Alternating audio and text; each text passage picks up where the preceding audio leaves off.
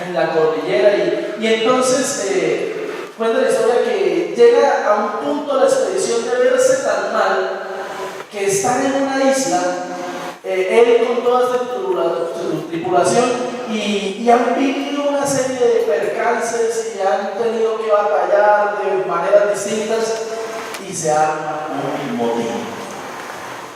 Los marineros, los expedicionarios se amigan y quieren hacer que Pizarro vuelva a Panamá, donde está la vida segura, donde puede estar con sus familias.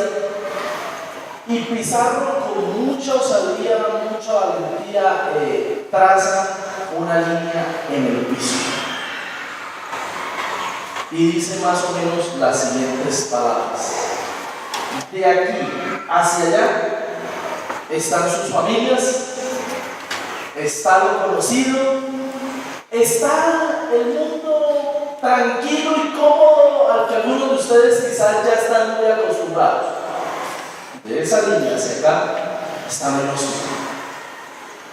está la travesía, está lo desconocido, pero está la fama, la riqueza, las posibilidades de todo esto. Usted dice que no se sabe con seguridad cuántos, pero más o menos se dice que son 12 personas que cruzan la línea. Los demás vuelven, se regresan. Pero Pizarro con esto entonces resiste los percances, las tribulaciones y finalmente el nombre de estos es el nombre que se registra en la historia. Los que vuelven no reaparecen en ningún lado. Como dijera un amigo, no los conocía sino la mamá y nadie más. Los otros son bien conocidos. ¿Por qué esta historia? Porque en esta mañana quiero proponerles que estudiemos un pasaje de la Escritura que creo que toca con esta misma realidad. Y he titulado la enseñanza de esta mañana Perspectivas enfrentadas.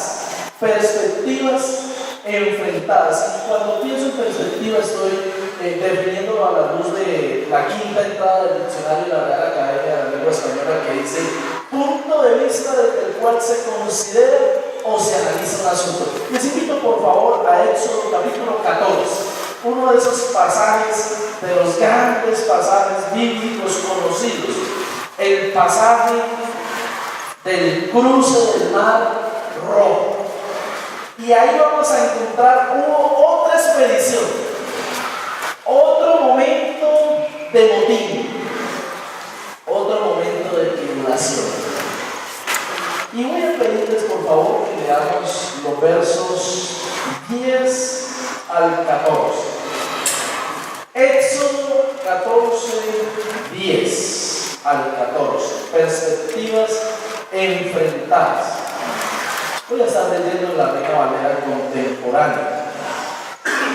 Dice la palabra del Señor de la siguiente manera: cuando los hijos de Israel levantaron la vista, vieron que el faraón se acercaba y que los egipcios venían tras ellos. Esto les hizo tener mucho miedo. Así que clamaron al Señor y le dijeron a Moisés: ¿acaso no había sepulcros en Egipto que nos has traído hasta el desierto para que muramos aquí? ¿Por qué nos has hecho esto? ¿Por qué nos sacaste de Egipto? Esto es lo que te decíamos en Egipto cuando te pedimos: déjanos servir a los egipcios. Es mejor que sirvamos a los egipcios y no que muramos en el desierto. Pero Moisés le dijo al pueblo: no tengan miedo, manténganse firmes y vean la salvación que el Señor llevará hoy a cabo en favor de ustedes. Los egipcios que hoy han visto nunca más volverán a verlos. Quédense tranquilos que el Señor peleará por ustedes. Qué pasaje tan significativo a la luz de presentarnos dos maneras en que podemos mirar los momentos críticos de la vida, los momentos de incertidumbre y de tensión. Obviamente este pasaje nos presenta una tensión y si quisiéramos ponernos en términos de Jorge Atenza, tenemos que decir tensión mayor, ¿cierto? Porque el asunto aquí es realmente de vida o muerte. Lo que está en juego no es el pan, es la vida misma la que está en juego. La crisis que se enfrenta aquí es una crisis definitiva. Pero ante la crisis hubo dos maneras de ver la situación que tenían enfrente. Y creo que las dos maneras se hacen claramente visibles en esos versos que acabo de leer, las dos perspectivas que se enfrentan. Ahora, el verso 13, de alguna manera, se convierte en un eje muy importante en este pasaje. El verso 13 es la invitación de Moisés a su pueblo. No tengan miedo, manténganse firmes. Y es muy interesante que en tres ocasiones en este verso va a aparecer la palabra ver. Esto es un asunto de visión. Esto es de cómo vemos lo que tenemos enfrente. Vean la salvación. Los egipcios que hoy ven no volverán a verles. Lo que está aquí en juego es cómo vamos a ver esta situación. Ahora, a propósito de estas dos perspectivas, yo quiero compartir tres asuntos acerca de las perspectivas que se enfrentan en este pasaje. El primer asunto es que las perspectivas enfrentadas se originan en puntos diferentes. Se originan en puntos diferentes. Miren, Moisés y el pueblo están ante la misma situación, pero cada uno de ellos está viendo un punto diferente de la crisis. Miren por favor el verso 13 nuevamente conmigo. ¿Dónde está la mirada? ¿Dónde está centrada la mirada del pueblo? ¿En quiénes están centradas? Moisés le dice: los egipcios que hoy ven. Los que hoy ven. El pueblo tiene su mirada centrada en los egipcios. Y había bastante que ver ahí. Esta no era una visión pequeña, era una visión seria de la vida. ¿Qué están viendo ellos? Verso 6 del capítulo. Enseguida el faraón unció su carro y echó mano de su pueblo. Tomó 600 de sus mejores carros de combate y todos los carros de Egipto con sus respectivos capitanes. ¿Qué está viendo el pueblo? Un faraón enojado y embravecido. ¿Por qué? Porque parte de su pueblo esclavizado está procurando la libertad. ¿Qué está viendo el pueblo? Está viendo un hombre que acaba de perder a su primogénito. Este hombre viene con deseo de venganza y de recapturar, y la opresión que les va a esperar en Egipto es mayor si logran salvar la vida. ¿Qué está viendo este pueblo? 600 cazabombarderos equipados con la mejor tecnología de su momento. ¿Qué está viendo? Toda la tecnología de la época puesta al servicio de la guerra para destruirles a ellos. Está viendo la gente más capacitada en el momento, quizás en la guerra.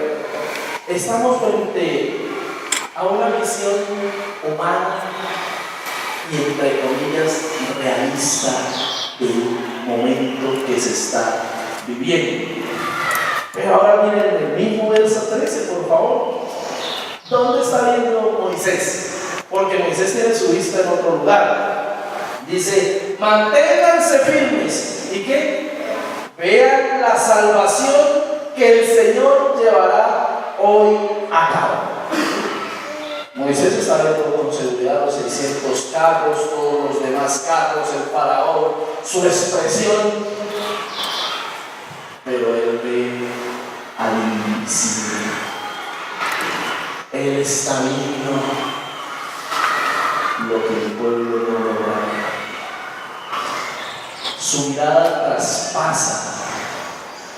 tiene enfrente. Él está viendo al Señor de las plagas de Egipto, el que ejecutó su juicio sobre el pueblo. Él está viendo al que parece no verse, pero que está presente. Ahora, ¿por qué Moisés puede ver más que el pueblo? Porque Moisés, en el verso 1, había recibido el pastel. El pastelito de lo que debes ver y no se ve. El Señor le habló a Moisés y le dijo: dile a los hijos de Israel que den la vuelta y acampen junto al mar frente a Pi-Hahiroth, entre Migdol y el mar hacia Baal-Zephón. El faraón va a pensar que ustedes, los israelitas, andan perdidos en esta región, rodeados por el desierto. Pero yo voy a endurecer el corazón del faraón para que vaya tras ustedes, y seré glorificado en el faraón y en todo su ejército. Así sabrán los egipcios que yo soy el Señor. Ese día Moisés había tomado el tiempo de ir a verse con el que no se ve, sino en el encuentro personal. Ese día él había tomado el tiempo de hablar con Dios. Ese día su visión estaba más clara porque Dios la había refrescado temprano. Yo no estoy hablando de orar de madrugada. No. Estoy hablando de que ante las crisis, la visión puede nublarse claramente si no tenemos visión de Dios en la crisis. En los momentos de dificultad necesitamos tener presente al Dios que nos ve. Si no, la visión va a ser simplemente humana, realista, pero es una visión desencantadora, una visión que no nos deja tener esperanza en la vida. Ahora, lo interesante es que se origina una en lo que tiene enfrente, la otra en el Dios que nos ve, pero también producen resultados muy diferentes. Cada visión produce su propio resultado. Miren, por ejemplo, por favor, el verso 11 nuevamente. Bueno, el verso 10 empieza aquí la cosa. Cuando los hijos de Israel levantaron la vista, cuando vieron al faraón que se acercaba y que los egipcios venían tras ellos, cuando ellos ven, cuando tienen esa visión, tienen mucho miedo y claman al Señor. ¿Qué produce esa visión realista y humana? Produce miedo. Produce miedo. Y yo creo que la visión humana de la vida de algunos de nosotros, de nuestras realidades, nos tiene que producir miedo. Les confieso, una de las cosas que más siento en el ministerio como pastor es miedo. Miedo, ganas de salir corriendo de ahí, constantemente. Y esta vez necesito ir al Señor y decirle: Señor, ¿por qué me metiste en esto? Señor, yo no sé qué pasa, pero creo que con el tiempo uno se va volviendo cobarde. Yo siento que cuando leía esos pasajes de la Biblia de Jeremías y otros le decían al Señor, o Moisés: Señor, enviaba lo que yo quería decir. Señor, ¿por qué no me llamaste a mí? Yo iría encantado. Ahora yo repito las escenas de Moisés y de Jeremías: Señor, usted se otro. Yo no soy su hombre, yo no soy su persona. Porque las realidades que enfrentamos en el ministerio, las realidades de nuestra propia vida, abrir la nevera sin encontrar, esas son realidades que tienen que dar miedo. Esas son visiones que nos hacen temblar a los valientes. Miedo. Pero ¿qué más produce esa visión? Reclamo. Es interesante que la expresión aquí, clamar al Señor, se puede entender más bien, se puede llegar a entender como reclamar al Señor. Y parecía una expresión de piedad muy populista, muy popular. de que en medio del problema uno va y reza rapidito, ¿cierto? Pero después de rezar, uno sale para la misa. ¿Qué más produce esa visión? Produce muerte.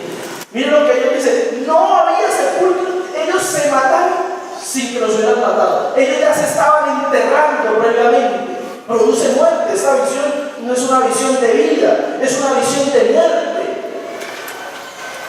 de sepulcros, de tumbas. Es una visión de reproche. Moisés, nosotros pero advertimos. ¿Cómo fuimos tan tontos de subirnos a esta película que te montaste? Es una visión terrorista de la gente. Estamos fulminados. Y por último, es una visión de esclavo. Mejor era ser esclavos. ¿Qué resultados tan tenebrosos? Yo no sé cuántos queremos tener ese tipo de visión, de miedo, muerte, queja, reproche, derrota, reclamo, esclavitud. Pero miren la visión que Moisés tiene por delante, ahí mismo en el verso 13. No tengan miedo. La visión de Moisés empezó en Dios y el resultado fue confianza. Ahora, yo de alguna manera quisiera referirme a la experiencia de Moisés como una tenebrosa confianza. Porque en el verso 15 el Señor le va a decir a Moisés: Moisés, ¿y qué haces aquí clamando a mí? Dígale al pueblo que marche. Parece que él está diciendo al pueblo: no tenga miedo, pero por dentro no tiene como su sustico, ¿no? Y la realidad de la confianza en el Señor de alguna manera es esa. Es decir, Señor, yo confío en ti, pero en ellos que están ahí al frente no tengo ninguna confianza. En el faraón no confío, Señor, así que mejor que hagas algo rápido, porque no sé cuánto me dure la confianza. Señor, yo confío en que tú vas a transformar a este pueblo rebelde de mi barrio donde predico, pero en ellos, Señor, ya no tengo confianza. Esta es una visión de confianza, una tenebrosa confianza. Pero miren la siguiente orden que le da al pueblo: manténganse firmes. Qué llamado tan bonito. Firmeza en medio de la crisis. Si hay algo que la crisis hace, es tambalear a la gente, es poner nuestras rodillas a temblar y tirarnos al piso. No. Manténganse firmes. Es como en Efesios, cuando el apóstol habla de la guerra espiritual, y el llamado es: estemos firmes. Estén firmes ante las acechanzas del diablo. Manténganse firmes. Es un llamado a la firmeza. Es un llamado a que en medio de las crisis no vamos a buscar socorro en otro lugar, sino que nuestro socorro viene del Señor, que hizo los cielos y la tierra. Mantengámonos firmes. ¿Qué más produce esta visión? Esta visión produce tranquilidad. Quédense tranquilos. Ahora, yo luché mucho con este verso 14 en especial, porque realmente la traducción de mi Biblia y de varias de las versiones altera el orden. Creo que la mejor traducción sería: el Señor nos librará, peleará por nosotros y nosotros nos quedaremos callados. Nosotros quedaremos callados. Es una invitación a mí. Usted no se meta en esta pelea, que la pelea es contra usted, pero no con usted. La pelea es contra usted, pero no con usted, porque hay otro que va a dar la pelea en esta. Quédese tranquilo. Ahora, definitivamente esta visión de Moisés es una visión que produce una claridad única sobre uno mismo. A mí me fascina ese punto acá. Moisés en ningún momento se para en frente del pueblo como el líder espiritual, político, militar. No, él no está diciéndoles ahí: bueno, no se preocupen, yo ya había previsto este asunto y por eso tengo todo bajo control. Ustedes tranquilos, yo voy a hacer algo. Moisés no está ahí presumiendo de nada. Él no tiene una visión como como algunos líderes evangélicos actuales de aquí estoy yo. ¿Cuál es el problema? ¿Dónde está el demonio que se ven y nos damos? No. Aquí no hay lugar para esa visión. Aquí no hay lugar, lo que tiene enfrente lo supera con creces. Él tiene la visión de sí mismo muy clarita. Yo soy impotente para esta situación. Y creo, yo recuerdo cuando me hice cristiano que mis líderes juveniles trataban de trabajar mucho en nosotros en lo que era la autoestima, ¿no? Y levantarnos la autoestima. Pero hombre, yo creo que la mejor forma de tener la autoestima es claro, es saber que uno no es nada. Creo que la mejor visión de uno mismo que se pueda tener. Y la visión de Moisés no es, aquí estoy yo. No, hombre, yo no sirvo para esto.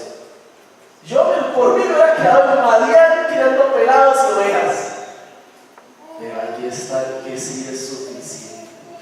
El Señor va a pelear. Usted y yo quedémonos sentados. Casi que la invitación de Moisés de alguna manera, y poniéndolo de una forma muy vulgar, es coja las crispetas, la gaseosa y siéntese a ver la película. Porque yo no soy el actor. El actor es el Señor. Él es quien va a pelear. Por último, esta es una visión que produce salvación, libertad en lugar de esclavitud, vida en lugar de muerte. Esta es visión de salvación, de vida y libertad frente a la esclavitud que propone la otra visión. Él está proponiendo vida frente a la muerte que propone la otra visión. Él está proponiendo vida, pero vida de verdad, vida en tierra que fluye leche y miel, no vida de sobrevivir, sino vida de adeveras. Pero hay otra diferencia diametral entre las dos visiones. Primero es que se originan en puntos diferentes. Lo segundo es que producen resultados diferentes. Pero lo tercero es que buscan propósitos diferentes. Cada una de estas visiones está buscando algo. La visión del pueblo está buscando seguridad y comodidad. Lo que vemos nos molesta, nos fastidia porque nos sentimos inseguros e incómodos. Ahí nos vamos a morir, aquí cavamos nuestras tumbas. Ellos estaban buscando seguridad. Mejor nos hubiéramos quedado como esclavos, nos daban látigo, pero teníamos el pan seguro. Teníamos algo cómodo entre lo humano que vivíamos. Y es la visión de mucha gente. No, yo prefiero esto malo, pero así vamos sobreviviendo. Como cuando uno habla con algunas personas que no llegan a la iglesia, y yo recuerdo una señora que la visitaba tratando de afirmarla en el Señor. Y fulanita, ¿cómo vas? Ay, no va muy bien, pastor. El hijo era ladrón, estaba a punto de perder a su niña, el esposo tenía 30 años de matrimonio, él viviendo en una casa y ella en otra, pero la vida ahí se va yendo y se le está yendo la vida sin vivir como Cristo quiere que la viva. Esta visión de ellos produce seguridad, comodidad. Eso es lo que buscan, pero no lo que producen, eso es lo que buscan ellos. Pero la visión que Dios le ha dado a Moisés, ¿qué está buscando? Es interesante que en el pasaje en 2 ocasiones se repite el propósito de Dios. Voy a endurecer al faraón para que los persiga y seré glorificado en el faraón y en todo su ejército. Así sabrán los egipcios que yo soy el Señor. Eso es el verso 4. Y el 18 nuevamente nos presenta la misma realidad. Cuando me haya glorificado en el faraón, los egipcios sabrán que yo soy el Señor. ¿Qué busca la otra visión? En últimas, el bienestar del visionario. El visionario estaba mejor en Madián. Lo que busca es la gloria y conocimiento del Dios Todopoderoso. Eso es lo que se está buscando allí. No es una agenda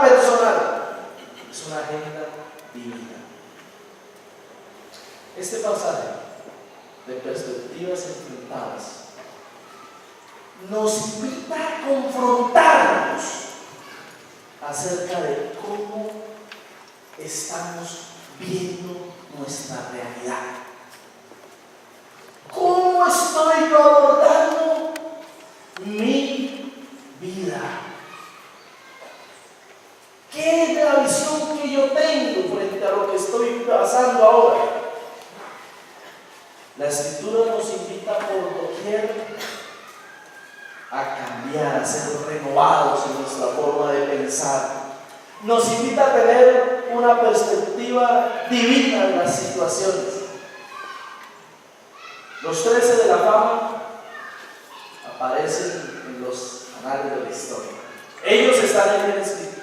Puede que usted y yo nunca figuremos en los anales de la historia humana, pero con seguridad, si nos llevamos de la perspectiva divina, en los anales de la historia divina aparecerá nuestro nombre junto a la larga lista de los héroes de la fe que debemos conocer. Dios bendiga al seminario con personas con una perspectiva que traspasa la realidad para ver al invisible. Yo les invito a que cerremos nuestros ojos. Y batallé mucho pensando en qué comparto. A mí me hacen un daño cuando me dicen el libro. Pero después de pasar por varias partes, tuve la clara idea de que esto era lo que el Señor tenía para nosotros en esta mañana. Yo le invito a que con sus ojos cerrados delante de Dios, usted pueda tener un momento de quietud y reflexión, y que pueda pensar en su propia misión en este momento, y que pueda pensar si Dios le está invitando en esta mañana a cambiar la perspectiva por una perspectiva que lo tome en cuenta a Él. Dios, gracias, Señor, porque usted es soberano, Señor. Ha hablado, Señor, su palabra, y pido, Dios Santo, que usted haga su obra en cada uno de nosotros, Señor, en esta mañana. Bendito seas, oh Señor. Amén y amén.